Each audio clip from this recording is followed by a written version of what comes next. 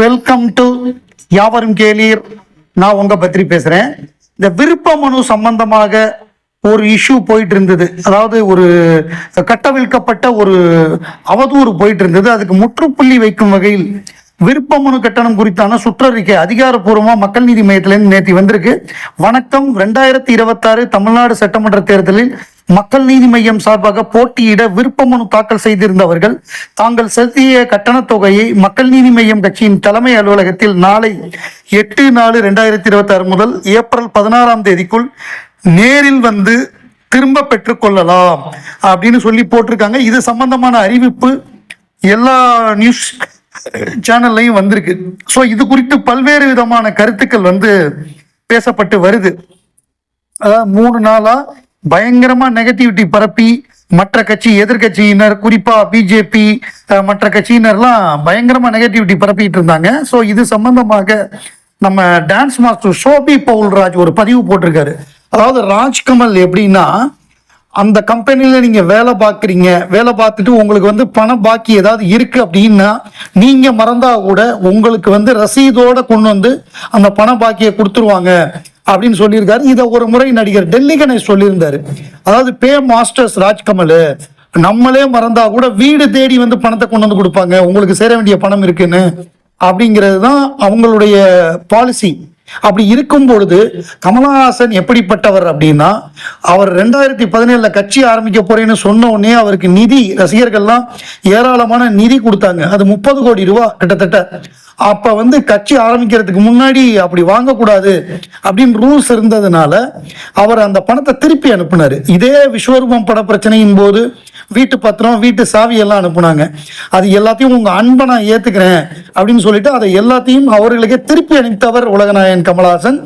அவர் இப்ப பண்ணிருக்கிற உதவிகள், அவர் சம்பாதிச்ச தொகை அப்படிங்கிறதெல்லாம் மிகப்பெரியது. அவர் இந்த 60 பேர் கட்டின 50,000 வச்சு இந்த 30 லட்சத்தை வச்சுதான் அவர் சாப்பிட போறார் அப்படின்னா அந்த மாதிரி ஒரு முட்டாள்தனமான வாதம் வேற எதுவுமே இருக்க முடியாது. அந்த மாதிரிதான் இவங்க பரப்புனாங்க.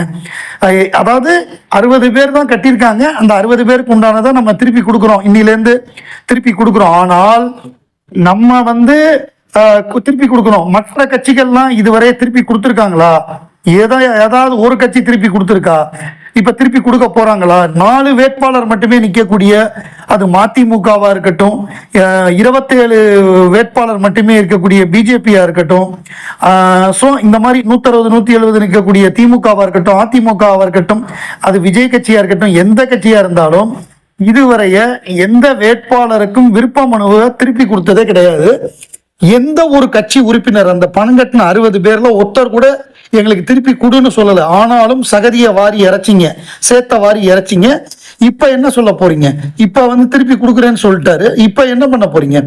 அதாவது அவருடைய நற்பெயரை கெடுக்கணுங்கிறதுக்காக திட்டமிட்டு பரப்பப்பட்ட இந்த விஷயத்துக்கு ஒரு சரியான நேரத்துல சரியான முற்றுப்புள்ளி வச்சிருக்காங்க. ஸோ திருப்பி வாங்கிக்கலாம் அப்படின்னு சொன்னதன் மூலமாக இதுக்கு முற்றுப்புள்ளி வைத்தது அப்படிங்கிறது தேவையான ஒரு விஷயம், தேவையான நேரத்தில் பண்ணியிருக்காங்க.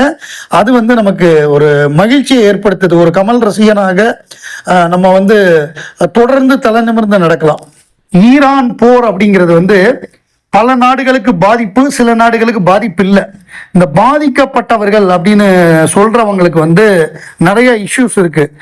பெட்ரோல் பிரச்சனை, கேஸ் சிலிண்டர் பிரச்சனை, இந்த மாதிரி பிரச்சனையெல்லாம் இருக்கு. இப்போதைக்கு டொனால்டு ட்ரம்ப் அவர்கள் 2 வாரம் சீஸ்ஃபயருக்கு ஒத்துக்கிட்டு இருக்காரு. 2 வாரத்துக்கு எந்த விதமான பிரச்சனையும் பண்ண மாட்டோம், எங்கேயுமே லெபனான் எங்கேயுமே நாங்க அந்த வளைகுடா நாடுகள்ல எந்த விதமான போரும் பண்ண மாட்டோம். அதே மாதிரி அவங்களும் சொல்லிட்டாங்க, ஈரானும் நாங்களும் பண்ண மாட்டோம்ட்டாங்க. 2 தரப்புமே இந்த சீஸ்ஃபயருக்கு ஒத்து வந்திருக்காங்க. ஸோ இன்னொரு 15 நாளைக்கு எந்த பிரச்சனையும் இருக்காது. அதோட இதுக்கு ஒரு முற்றுப்புள்ளி வச்சா நல்லா இருக்கும் ஒட்டுமொத்தமா இந்த போருக்கு. இன்னொன்னு, அமெரிக்கா முற்றுப்புள்ளி வைப்பாங்கன்னு தான் நான் நினைக்கிறேன். என்ன காரணம் அப்படின்னா, ஜூன் மாசம் அமெரிக்கா, மெக்சிகோ மற்றும் கனடா, இந்த 3 நாட்கள்ல 2026 FIFA வேர்ல்டு கப் 2022 நடந்தது. அதில் அர்ஜென்டினா மெஸ்ஸி ஜெயிச்சாரு, வேர்ல்டு கப் ஜெயிச்சு கொடுத்தாரு அர்ஜென்டினாக்கு. இப்போ 2026 ஜூன் மாதம் அது ஆரம்பிக்குது. ஸோ உலகத்தில் இருக்கக்கூடிய ஏராளமான அணிகள் அதில் மோதுறாங்க. ஸோ அந்த போட்டிகள் வந்து ஜூன் மாதம் ஆரம்பிக்கிறதுனால ரொம்ப நாளைக்கு இதை இழுத்துக்கிட்டு இருக்க மாட்டாங்க. எவ்வளோ சீக்கிரம் முடிக்க முடியுமோ முடிச்சுட்டு அந்த வேர்ல்டு கப்பை நடத்துறதுல பார்ப்பாங்க. ஸோ வேர்ல்டு கப் அப்படிங்கிறது நமக்கு ஜியோ ஹாட்ஸ்டாரில் வரும்னு நினைக்கிறேன். இதுவரை யார் இப்போ டெலிகாஸ்ட் பண்ண போறான்னு தெரியல. அநேகமாக ஜியோ ஹாட்ஸ்டார் தான் வாங்குவாங்க. ஸோ நம்ம அதை என்ஜாய் பண்ணலாம் டெலிகாஸ்ட்டை. யூடியூப்ல முதல் 15 நிமிஷம் அதை வந்து ஃப்ரீயாக போடுறாங்க. யூடியூப்ல எல்லா மேட்சுமே ஒரு 15 நிமிஷம் போட்டுட்டு நம்ம அதை ஸ்டார்ட் பண்ணிடுறாங்க. அதுக்கப்புறம் உள்ளது அந்தந்த நாட்டில் இருக்கக்கூடிய இதில் பார்த்துக்க வேண்டியதான். யார் வந்து அதிகாரப்பூர்வமாக அதை வந்து டெலிகாஸ்ட் ரைட்ஸ் வச்சுருக்காங்களோ அவங்க பண்ணுவாங்க. ஸோ இதை வந்து ஃபாலோ பண்ணலாம். இது வந்து ஒரு மிகப்பெரிய வேர்ல்டுலேயே மோஸ்ட் பாப்புலர் கேம்னா அது ஃபுட்பால் தான். கிரிக்கெட்லாம் காமன்வெல்த் கண்ட்ரீஸில் மட்டும்தான் விளையாடுறாங்க. பட் ஃபுட்பால்ங்கிறது most popular game in the world. Tovino Thomas மலையாளத்தில் ஒரு வளர்ந்து வரக்கூடிய, இப்போ ஒரு நல்ல ஸ்டேஜில் இருக்கக்கூடிய ஒரு கதாநாயகன். பெரிய வெற்றி படங்கள் எல்லாம் கொடுத்துருக்காரு. ரொம்ப நல்லாவும் நடிக்கக்கூடிய ஒரு நடிகர். அவர் வந்து என்ன சொல்றாரு அப்படின்னா, Kamal Haasan is a super human அப்படின்ட்டார். உலகநாயகன் Kamal Haasan is a super human. எனக்கு வந்து அவருடைய பல படங்கள் பிடித்திருந்தாலும் எனக்கு வந்து மைக்கேல் மதன காமராஜன் ரொம்ப ரொம்ப பிடிக்கும். அவர் எப்படி ஒவ்வொரு முறையும் அவ்வளவு வெரைட்டி பண்றாரு, எப்படி அதை யாருமே பண்ண முடியாது. அதுவும் அந்த ஒரு குறிப்பிட்ட கிளைமேக்ஸ் காட்சி மைக்கேல் மதன காமராஜன்ல 4 கமல் 4 பேரும் ஒரே மாதிரி இருப்பாங்க கெட்டப்ல. ஆனா அந்த கதையே அதுதான், அந்த ஆள்மாறாட்ட வச்சுதான் கதையே. ஆனா அந்த 4 விதமான அந்த பாடி லாங்குவேஜ், அந்த மேனர்ஸ் வச்சு வெவ்வேறு ஆளுங்கிறத அவர் காட்டுவாரு. அதெல்லாம் வந்து only Kamal Haasan can do, Kamal Haasan can do அப்படின்னு சொல்லி அவர் சூப்பர் ஹியூமன் கமல்ஹாசன் பாராட்டுறாரு டொவினோ தாமஸ். செல்வராகவன்ட்ட நம்ம இவர் பரத்வாஜரங்கன் கேட்டாரு, உங்களுக்கு வந்து தமிழ் சினிமால மிகவும் பிடித்த பர்ஃபார்மன்ஸ் எது அப்படின்ன உடனே, தமிழ் சினிமாவில் வந்து மோஸ்ட் செலிப்ரேட்டட் பர்ஃபார்மர் அப்படின்னா அது வந்து உலகநாயகன் கமல்ஹாசன் தான். எனக்கு வந்து ரொம்ப பிடித்தது வந்து கமல்ஹாசனின் குணா தான் அப்படின்ட்டாரு. ஏன்னா குணா வந்து பர்ஃபார்ம் பண்றது ரொம்ப ரொம்ப டஃப். அந்த குணா கேரக்டருங்கிறதே ரொம்ப ஒரு காம்ப்ளிகேட்டடான ஒரு கேரக்டர், அதை வந்து பண்ணவே முடியாது. குணா, அதே மாதிரி மகாநதி, கமல்ஹாசனின் மகாநதி, கமல்ஹாசனின் சதி லீலாவதி. எனக்கு வந்து சதி லீலாவதி ரொம்ப பிடிக்கும், பயங்கரமா என்ஜாய் பண்ணுவேன் அந்த காமெடியை அப்படின்னு சொல்லியிருக்காரு. அதாவது அவர் என்ன சொல்றாருன்னா, எனக்கு அழுக படங்கள்லாம் பிடிக்காது, இப்போ எம்ஜிஆர் படங்கள்லாம் எனக்கு அதனால ரொம்ப பிடிக்கும். அதே மாதிரி காமெடி படங்கள், அதுவும் குறிப்பாக கமல்ஹாசனுடைய காமெடி படங்கள் வந்து ரொம்ப ரொம்ப பிடிக்கும். அதாவது இந்த வசூல் ராஜா மாதிரி, மைக்கேல் மதன காமராஜன் மாதிரி, பம்மல் சம்பந்தம், தெனாலி, இந்த மாதிரி படங்கள்லாம் வந்து அவுட் அண்ட் அவுட் காமெடி. அதாவது நம்ம செலிப்ரேட் பண்ணலாம் அந்த படங்கள் எல்லாம், பஞ்சதந்திரம்.